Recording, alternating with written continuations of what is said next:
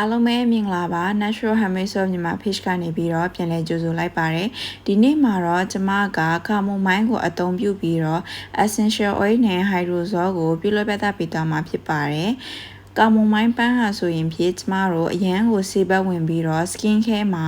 ပြန်သုံးမယ်ဆိုရင်အရန်ကိုအသုံးပြုလို့အဆင်ပြေတဲ့ပန်းတစ်မျိုးဖြစ်ပါတယ်သူရဲ့အကျိုးကျေးဇူးတွေကတော့ကျမတို့ sensitive skin တွေဒီဓာတ်မတည့်တဲ့အသားရည်အတွက်အရန်ကိုကောင်းမွန်ပြီးတော့ wet chan နဲ့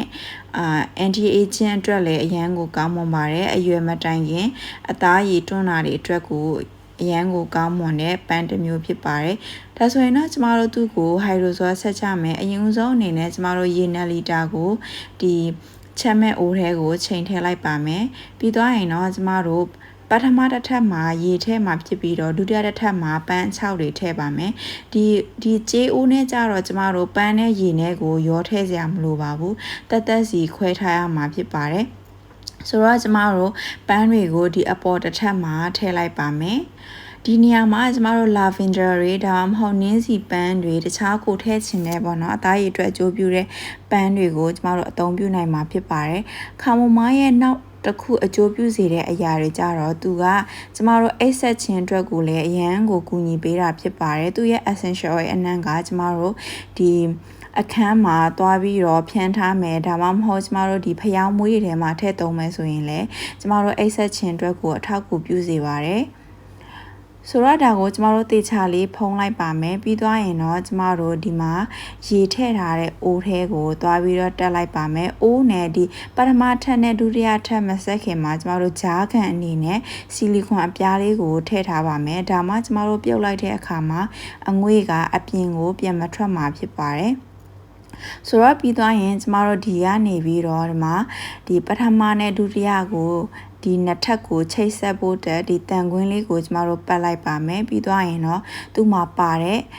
ဝက်ဥလဲအတိုင်းလေးပဲလိုက်လဲလိုက်မယ်เนาะဒါတွေကိုကျမတို့ကြက်ကြက်လေးတက်ထားဖို့တော့လိုပါတယ်ပြီးသွားရင်တော့ကျမတို့ဒီဘက်မှာရေပိုက်နှစ်ချောင်းထည့်ရမှာဖြစ်ပါတယ်အောက်တစ်ပိုက်ကိုတော့ကျမတို့ရေဝင်ရမှာဖြစ်ပြီးတော့အပေါ်တစ်ပေါက်ကိုကြတော့ကျမတို့ရေပေးထွက်ရမှာဖြစ်ပါတယ်ဒီရေပိုက်တက်တဲ့ပုံစံလေးကိုကျမအနည်းငယ်ပြမယ်เนาะကျမဒီကင်မရာလေးကိုနည်းနည်းရွှေ့လိုက်ပါမယ်ရေပိုက်ကတော့နှစ်ချောင်းစီပါတယ်เนาะဒီကျမတို့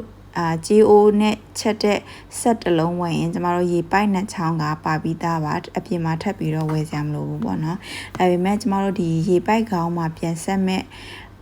ဒီခေါင်းအစိမ်းလေးဒီပုံစံလေးကိုတော့ကျမတို့အပြင်မှာထပ်ဝယ်ဖို့လိုပါတယ်ဒါဆိုရင်ကျမတို့ဒီမှာပိုက်နှစ်ခုကိုတက်လိုက်ပါမယ်ကျမချက်နီးကိုပြပါမယ်အခုကျမကအောက်ကနေပြီးလက်စစ်မီးဖို့နဲ့ချက်ထားတာဖြစ်ပါတယ်လက်စစ်မီးဖို့ရဲ့အပူချိန်ကိုကျမတို့ကအပူချိန်80ကနေပြီး100ဒီဂရီဆယ်စီအိတ်မှာပဲထားပြရမှာဖြစ်ပါတယ်ဆိုတော့ဒီနေရာကနေပြီးဒီရေပိုက်ကောင်အစိမ်းကနေပြီးတော့ရေဝင်မှာဖြစ်ပါတယ်နောက်ထပ်တစ်ပိုက်ကနေပြီးရေထွက်မှာဖြစ်ပါတယ်ဒီနေရာเนาะဒီကနေပြီးကျမတို့ရေကိုဝင်လိုက်ပါမယ်ပြီးသွားရင်အပေါ်ကနေပြီးရေပြန်ထွက်မှာဖြစ်ပါတယ်ဒါကိုကျမတို့အချိန်4နာရီကနေပြီးတော့9နာရီကြာတဲ့အထိချက်ထားပေးရမှာဖြစ်ပါတယ်ရေကိုတော့ကျမတို့ပိုက်တွေ့တဲ့အခါမှာအရန်ကြီးဖွင့်ထားစရာမလိုပါဘူးဒါကိုကျမတို့က9နာရီပတ်လုံးဖွင့်ထားရမှာဆိုတော့ကျမအခုဗီဒီယိုထဲမှာပြတဲ့အနေထားဆိုရင်အရှင်းပြပါတယ်ဒါကတော့ကျမနိုင်ယူဝက်လောက်ကြာတဲ့အခါမှာရလာတဲ့ hydrosol လေးတွေပါသူကတော့တစ်စက်ချင်းစီကြာမှာဖြစ်ပါတယ်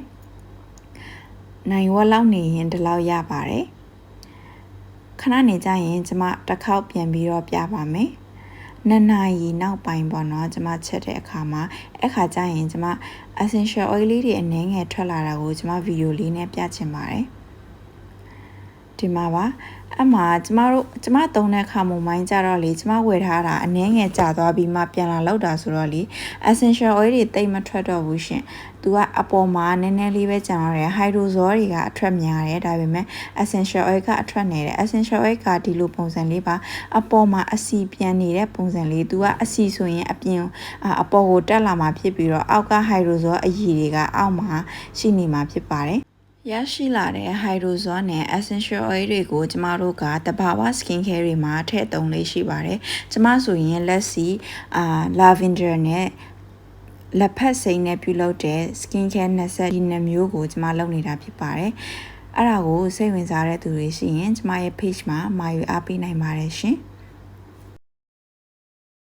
အားလုံးပဲအခုလိုဂူရရစီစေတဲ့ကျမရဲ့ဗီဒီယိုဖိုင်လေးတွေကိုတန်းနေတက်ခဲ့မယ်ကျမရဲ့ဗီဒီယိုဖိုင်လေးတွေကတကယ်ချင်းတို့အတွက်ဂူရရလို့ရခဲ့မယ်ဆိုရင်ကျမရဲ့ Facebook page ထဲမှာ like and share follow လေးလုပ်ထားပေးပြီးတော့ YouTube ထဲမှာဆိုရင်တော့ subscribe နဲ့ခေါင်းလောင်းလေးကိုနှိပ်ထားပေးဖို့မမေ့နဲ့နော်အဲ့လိုလေးတွေလုပ်ထားပေးခြင်းအပြင်ကျမအသစ်တင်တဲ့ဗီဒီယိုတွေကိုတကယ်ချင်းတို့ကအလွယ်တကူရှာဖွေနိုင်မှာဖြစ်ပြီးတော့ဗီဒီယိုအသစ်တွေတင်တဲ့အခါတိုင်းမှာလည်းအချက်ပြပေးသွားနိုင်မှာဖြစ်ပါတယ်ရှင်နောက်တစ်ခုအနေနဲ့ကျမဗီဒီယိုထဲမှာအသုံးပြုသွားတဲ့ကုန်ကျန်းပစ္စည်းတွေကိုမှာယူချင်တယ်ဆိုရင်ကျမရဲ့မြန်မာပြည်က food delivery စီမှာမှာယူအားပေးနိုင်ပါတယ်ရှင်အားလုံးကိုကျေးဇူးတင်ပါတယ်နောက်ထပ်ဗီဒီယိုတွေမှာတွေ့ကြပါမယ် bye bye